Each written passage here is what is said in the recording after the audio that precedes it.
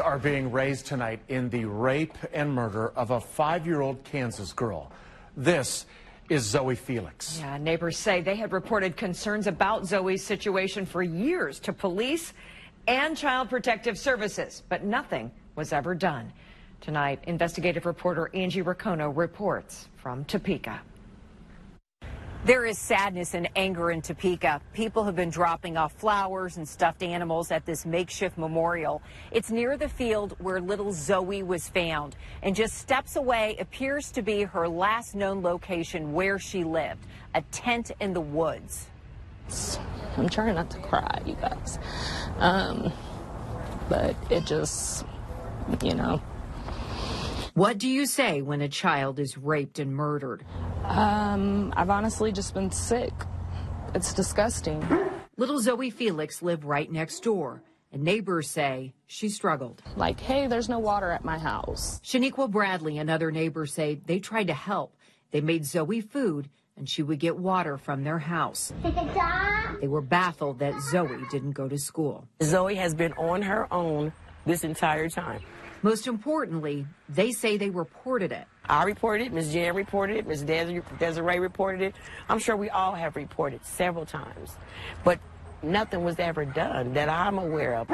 The most recent police welfare check was in early September. There was no power at the house. From Topeka Police, officers then met with the child, who was in good spirits and apparent health, and the child was left in the care of their parent per the custodial agreement. Officers then left the scene. Neighbors describe more volatility. Then Zoe disappears.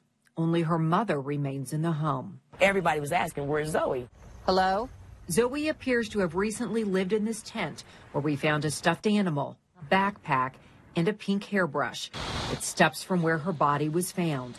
Zoe was rushed to a nearby gas station for help. She was later pronounced dead. Suspect Michael Cherry is now in jail, booked for murder in the first degree and rape. He lists his address as homeless. Neighbors say he used to live in the same house as Zoe before they all disappeared. Oh my God, like we just seen them up here the other day. A family who dropped off flowers says they recognized Cherry. He appeared to be Zoe's babysitter as she played in a parking lot barefoot, wearing an oversized shirt. Because it was real long all the way down. Zoe's dad wanted to make a trade for food. They are crushed to hear she was living in a tent and was murdered. This could have been prevented, honestly, I think. The same concern has been raised in other cases. Adrian Jones was 7 years old when he was tortured, starved, and killed, later fed to pigs. His DCF file was 2,000 pages. And 3-year-old Olivia Jansen, she died from a brain bleed. Her body was covered in bruises. A family member reported concerns 18 days before her death. And now 5-year-old Zoe Felix, apparently not going to school and living in a tent, raped and murdered.